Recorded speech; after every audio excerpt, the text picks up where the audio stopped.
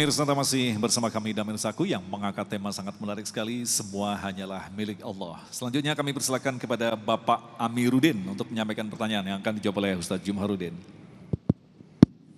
Bismillahirrahmanirrahim. Assalamualaikum warahmatullahi wabarakatuh. Terima kasih pada Pak Kiai Idrus Romli dan Ustadz Jumharuddin. Saya termasuk salah seorang di antara penggemar acara Damai Indonesiaku. Dan saya termasuk yang merindukan dengan tema ini sesungguhnya.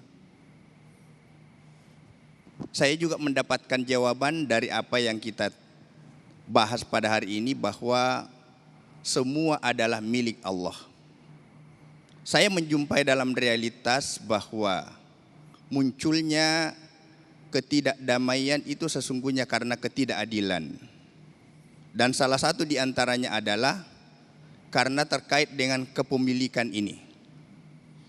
Saya melihat Indonesia hari ini adalah Indonesia yang banyak masalah. Salah satu di antaranya karena terkait dengan kepemilikan ini.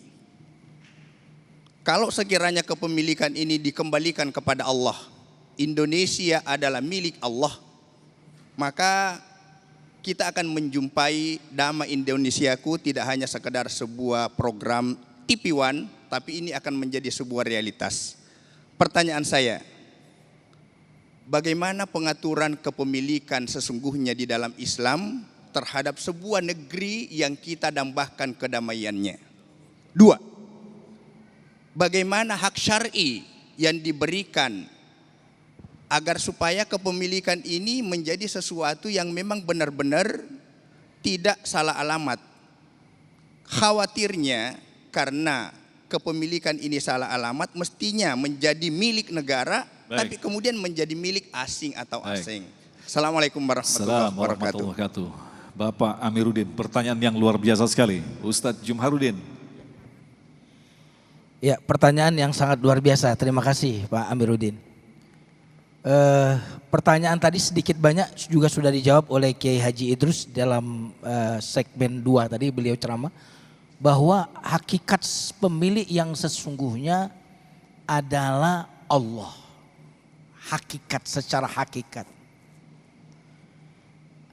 Adapun kepemilikan manusia itu adalah kepemilikan istikhlaf ya, atau kepemilikan yang sifatnya titipan amanah. Dalam Al-Quran Allah berfirman, anfiqu mimma ja'alakum mustakhlafina fi. Infakkanlah apa yang Allah istikhlafkan kepada kalian, apa yang Allah amanahkan kepada kalian. Nah, sehingga karena ini adalah milik Allah, maka cara mengelola harta, mengelola titipan tadi harus sesuai dengan syariat Allah.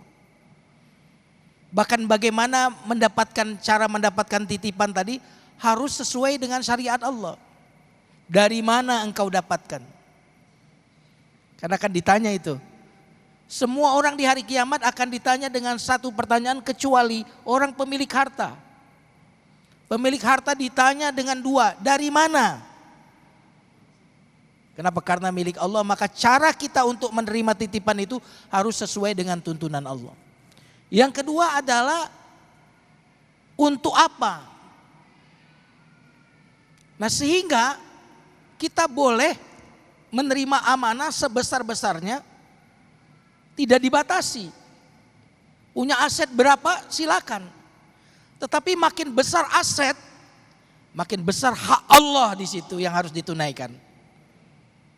Maka jamaah sekalian yang dimuliakan Allah Subhanahu wa taala, ada memang kepemilikan yang dibolehkan secara pribadi dimiliki, seperti uang, seperti tanah. Itu dibolehkan untuk kepemilikan pribadi dengan menunaikan juga perintah dari yang maha memiliki secara mutlak, secara hak. Tetapi ada sesuatu yang tidak boleh dimiliki oleh individu. Bahkan negara pun bukan menjadi pemilik, tapi sebagai pengelola, contohnya air, barang tambang dan seterusnya, mereka itu bukan pemilik. Makanya kalau negara ini bukan pemilik, tetapi negara ini cuma pengelola. Nah karena itulah garis besarnya adalah bahwa negara, individu ataupun negara tidak boleh di dalam mengelola amanah Allah ini keluar dari syariat Allah Subhanahu wa taala. Dan itu hanya akan ada kalau masing-masing dari individu yang ada di pemerintah ini mengenal nama Allah Al-Malik, Allah yang Maha memiliki. Saya ini, harta saya, jabatan ini milik Allah yang ada di tangan saya. Ini prinsipnya harus ada, jemaah sekalian yang dimuliakan Allah. Itu kira-kira yang mungkin saya bisa jawab. Baik, terima kasih Ustaz Jonadin. Kiai, mungkin bisa dilengkapi kalau kita berangkat dari ayat bahwa Allah menurunkan manusia sebagai khalifah, wakilnya. Kalau kita translasi dalam bahasa kita adalah sebagai seorang manajer. Tapi bukankah ketika Allah menurunkan manusia dan melaksanakan hukum-hukum syar'i, kita adalah bukan negara yang berdasarkan agama. Lantas bagaimanakah bentuk kompromi agar kita mampu memahami tentang kepemilikan ini, pengelolaan tentang milik ini, Kiai? Terima kasih ya. Ini pertanyaan dari Bapak tadi dengan ini ada hubungannya. Pengelolaan negara. Di dalam Al-Quran Allah Subhanahu wa ta'ala berfirman, "Walaqad katabana fiz zaburi min ba'di dzikri annal arda yarithuha ibadiyas salihun."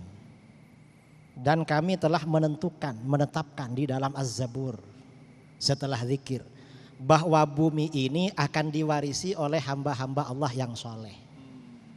Artinya apa? Ketika umat Islam ini soleh-soleh, orangnya baik-baik, maka dia bisa menguasai bumi tempat mereka berpijak, bahkan juga dunia lain dia kuasai. Ini yang disebut dengan khilafah, yang sekarang ini lagi pro kontra, antara yang pro dengan yang kontra, sama-sama tidak mendudukkan persoalan secara proporsional. Sebenarnya bagaimana? Khilafah itu artinya kan kekuasaan. Kekuasaan artinya benar-benar menguasai dan mengatur, mengelola. Tidak bisa diintervensi oleh kelompok luar. Ini bagaimana? Itu anugerah dari Allah. Atau dalam bahasa kita bisa kita artikan buah. Yang namanya buah itu ada pohon yang harus kita tanam. Pohonnya apa? Iman dan amal soleh. Wa'adallahu alladhina amanu minkum wa amilus shalihat la yastakhlifannahum fil ard. Allah menjanjikan orang-orang yang beriman di antara kamu. Imannya seperti imannya orang-orang dulu, kuat-kuat. Dan mereka yang beramal soleh, benar-benar Allah berikan kuasa pada mereka di muka bumi. Jadi kalau kita bangsa Indonesia ingin menguasai asetnya sendiri, harus menjadi orang yang beriman dan soleh. Kalau enggak, tetap dikuasai orang asing. Ini yang pertama, yang pertama. Yang kedua, ada hubungannya juga. Ini pertanyaannya, mengapa kita ini kadang sebagian pengelola negara, kepala daerah atau apa, kok zalim misalnya, korupsi. Ini kalau kembali kepada manhaj Qur'ani, kembali kepada Al-Quran, itu juga tidak lepas dari perilaku kita sebagai rakyat yang sudah banyak keluar dari rel ketakwaan. Allah Subhanahu wa taala berfirman, "Wa kadzalika nuwalli ba'dadh zalimina ba'dham bima kanu yaksibun." Demikianlah kami jadikan sebagian orang yang zalim menjadi penguasa pada sebagian yang zalim yang lain. Sebab apa yang mereka lakukan. Kata para ulama di dalam kitab-kitab tafsir, misalnya tafsir Al-Fakhrur Razi, ketika rakyat ini banyak kezaliman, kemaksiatan yang mereka lakukan, maka Allah angkat bagi mereka pemimpin yang zalim. Kalau ingin pemimpin yang soleh, kita yang bertakwa duluan. Kita ini ingin punya wakil yang soleh, yang gak korupsi. Padahal kita yang korupsi duluan. Mengapa? Kita pilih mereka yang mau bayar, bukan mereka yang perbuatannya benar itu. Akhirnya kita dibalas oleh Allah. Sebenarnya itu persoalannya. Baik, terima kasih Kiai. Sebuah nasihat yang sangat luar biasa sekali yang memberikan gambaran kepada kita betapa kita sesungguhnya harus bersungguh-sungguh untuk beriman kepada Allah. Karena dengan demikian Allah akan memberikan petunjuk kepada kita, bukan petunjuk yang diciptakan oleh akal-akal kita sendiri. Kita akan kembali untuk menjawab pertanyaan selanjutnya. Tetaplah bersama kami, Damai Indonesiaku.